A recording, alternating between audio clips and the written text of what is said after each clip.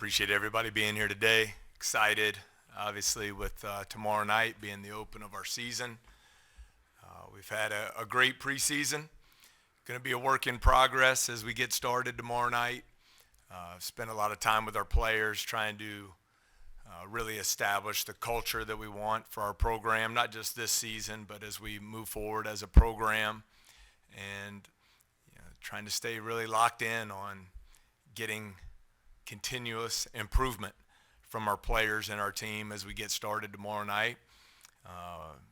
For me personally, it's great anticipation and excitement to get to coach our first game here in the PMAC in front of all our great Tiger fans, and really looking forward to the opportunity to get this season underway. All right, let's take some questions for this. Let's get a mic to you, Glenn. Go ahead. Yeah, hey Justice, just what do you hope to see out of your team tomorrow in this first game? Just what are some of the big bullet points you guys want to accomplish? Like Coach said, just coming together. I feel like this is our first opportunity to come out here and show what we can do in front of the fans. So I feel like just coming out here, getting the fans excited for what's to come this season, and just start making progress towards becoming the best team we can be. Hey, Juice, can we call you Juice? Yes, sir, no doubt. Just wanted so many new faces on this team. I mean, you got 3 guys from Murray, but so many new faces. How do you believe? How do you think y'all have come together really in a quick, short amount of time? I think just from the summer, we've been here quite a while. When you're around guys every day of the week since the summer, I feel like it's easy to build relationships. We all live on the same floor in the same apartment, so I feel like it's really easy to just bond. We've created relationships off the court just as well as we have on, and I feel like that plays a big part in coming together. But for you specifically, what's the biggest part of your game that you've been working to improve since you've come to LSU? I feel like all aspects of my overall game on the court, I try to work on. I feel like you can't be too good at anything, but in particular, just being a leader, vocal on the court, just being a point guard, and just trying to know my teammates, what they like, where they like to do it at, and things like that. So definitely just communication standpoint, being an extension of the coaching staff out there on the court. Hey, Juice. How different has this sort of experience been already for you here at LSU, or do you sort of feel comfortable now with just being with Coach McMahon again? Yeah, it's been different as far as location and school-wise, but as far as the basketball part, this is my 3rd year in the program, so everything from that standpoint has been kind of the same, same type of deals, same words, same goals and things like that. So other than that, just the transition of the school and really just the place being here. But other than that, everything's really been the same. When you went in the transfer portal, was there any chance you were going anywhere else except with him? No. What went into that? Why did you? Yeah, obviously with the season we had, you kind of start to think of things like this happening, and obviously I had the opportunity to come with him, and we had conversation, and I told him it was something that I would do if I had the opportunity to do so, and I'm just grateful that he wanted me to be a part of this journey with him. So. Yeah, just what do you make of some of the true freshmen you guys have brought in with Tyrell and Jalen in particular? What do you like about them? I think we have a great group of talent, especially with the incoming class. I feel like we have a lot of young people that'll be big pieces to what we want to do this year. Speaking on specific in their games, they all do a bunch of different things very well, but I'm really excited about the freshmen we got.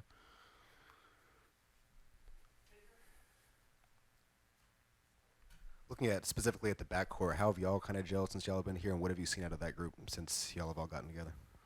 Yeah, we have a large group of guards, but I feel like we all have the same goals. We all want to accomplish the same things. We all want to win. So I feel like when you all want to win and you're all in it for the same reason, I feel like you can come together quickly and just feed off of each other's energy. And we always push each other in practice and try to get better each and every day. So I feel like it's been good. Anything else for Juice? All right. Thank you, sir. Thank you. Thanks for your time.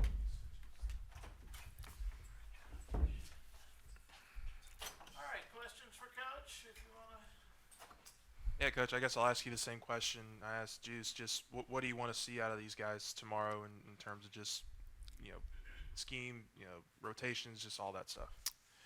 I'm pretty simple in my approach. The scheme and strategy, all that stuff will be important eventually, but that foundation tomorrow needs to be that we play with relentless effort, great unselfishness at both ends of the floor, a lot of energy.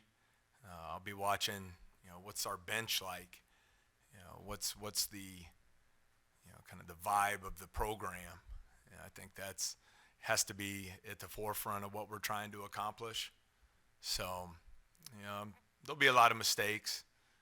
I won't be a harsh critic on the mistakes. I'm usually a harsh critic on a lack of effort or a lack of unselfishness. So I want to see us play and, really play with great joy.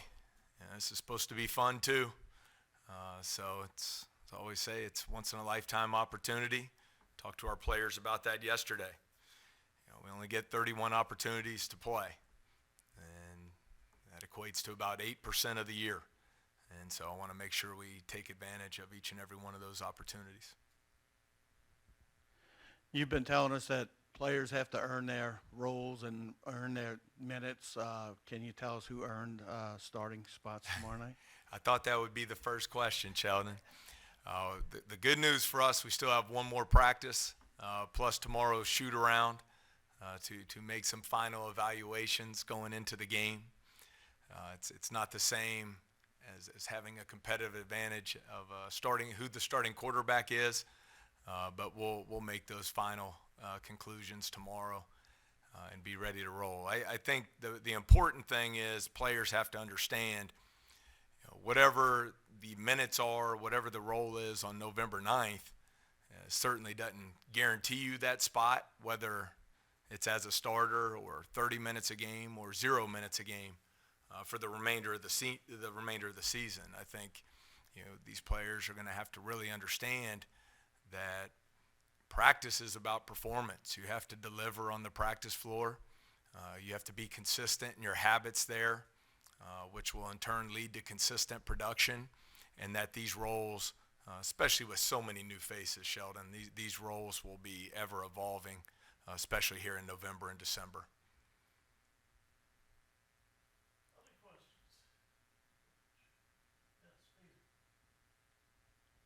Similar question to what I asked Justice, but what have you seen out of the backcourt, especially with all the guys that you've gotten in there through the transfer portal during the offseason?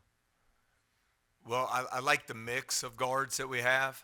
I think at the point guard position, obviously Juice Hill was just here with us. His experience, his ability to run the offense while being a dual threat point guard who can score it and shoot the three, but also create for others, and hopefully be a low turnover guy for us. And I think you look at that position, Trey Hannibal's a guy who can also slide over and play at either guard position.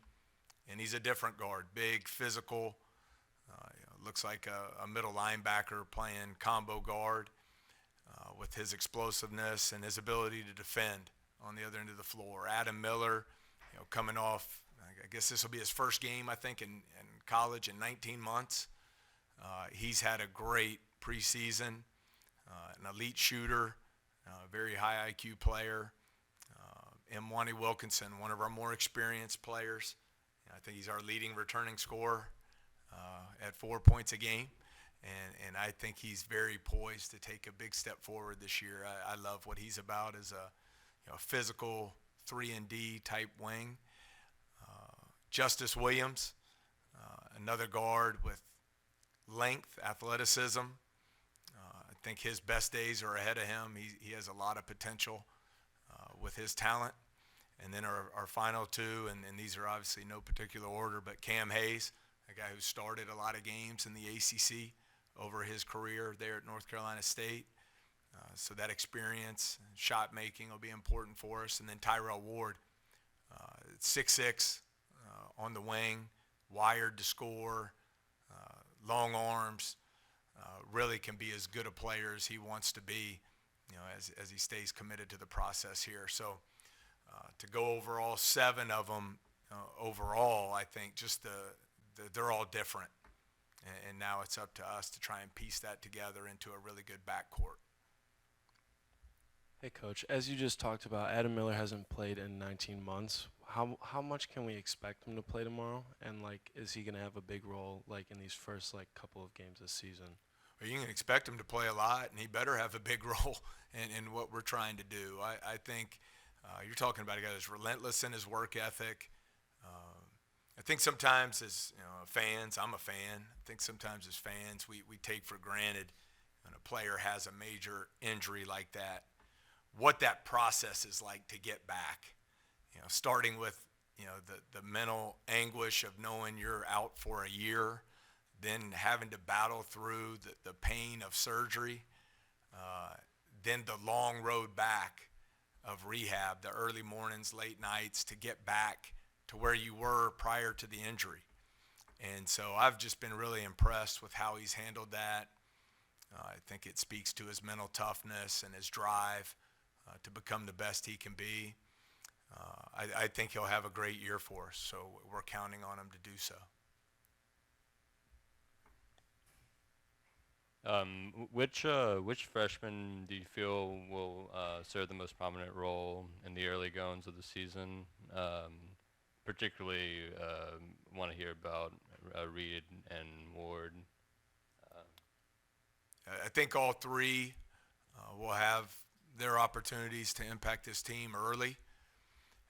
I think all three, which is a common problem for freshmen in today's kind of microwave society. We all want it to happen overnight. It's going to be a process for them, but all three really talented. When you talk with Jalen Reed, he's different than any player I've coached at 6'10". He's not a back-to-the-basket, post-up player. He's a very skilled, off-the-dribble creator, very willing passer. So that's been a lot of fun to coach. He has a unique skill set. I talked about Tyrell and his size for the position and his ability to score the ball. And then Sean Phillips is a player we have extremely high expectations for. A shade over 7 feet tall, very mobile, can protect the rim with his shot blocking, finishes well above the rim. I think over the last 3 years has lost somewhere around 100 pounds to put himself into basketball condition to play at this level. So the timelines will be different for all three, but I think all three are going to be big contributors for our program. Hey, Coach. When it comes to the non-Murray State guys, who has sort of adjusted to your style of coaching, to your style of practices, all that sort of stuff the quickest and sort of acclimated, pretty quickly? I think it's just the reality of college basketball in 2022 with the transfer portal. So with that being said, I would probably lean toward some of the more experienced players. A guy like Mwani Wilkinson, who has started games in the SEC and won a lot of games in the SEC. Derek Fountain has played in the SEC. Cameron Hayes has played in the ACC. I think just those older, experienced guys who have been through what a typical college season is, not just the basketball, but your academics, the weight room, nutrition, just the attention to detail that you have to be successful. Those guys have done a great job. But overall, it's been fantastic. The buy-in of the players, which is really important for us. Guys have worked extremely hard. It's been a lot of fun to coach this group. I'm excited. We finally get to take the floor tomorrow night. Anything else? Any other questions? Jeff? Hey, Coach, what's been the biggest challenge in trying to get this team ready to play, considering you have so many new players, obviously a new coaching staff, and what have you tried to do to kind of overcome that challenge? I think just that. It's the fact that we have so many new faces, not only players but coaching staff. And so, for us, the way we want the program to run, you have to have great relationships, and we have to build those relationships intentionally. players spending time together outside of basketball, the coaches one-on-one time with players, the small group leadership meetings that we do, all of those different team events, whether it's going bowling or doing the escape room or going to a football game or having a team dinner at the house, that's done because you enjoy doing it, but you're also trying to ultimately build trust within the relationships in the organization. So I think it's just going to take some time there. It's easy when things are going well. The next challenge for us is how does our leadership withstand adversity when that happens. So we've tried to be very intentional in how we build the team and how we build the relationships in the program, and that's going to have to be an everyday thing for us. You know, the building that team chemistry just as we would installing an offense or a defense. I have to be very intentional there. Hey, sorry, just one more for me. Just big weekend this last weekend in terms of recruiting, obviously for football, but I would assume for you guys as well. Just what does something like that this last weekend, I guess, do in terms of helping you guys for recruiting moving forward? Oh, it's amazing. Selfishly, I had a great time. It was incredible. I think, we've talked about it, Glenn. There are a lot of reasons why I'm very thankful to have this opportunity here at LSU. But the passion of the fan base, it's still amazing to me when you sit back and really think about it, that you can get 102,000 people in one place that care about something so passionately.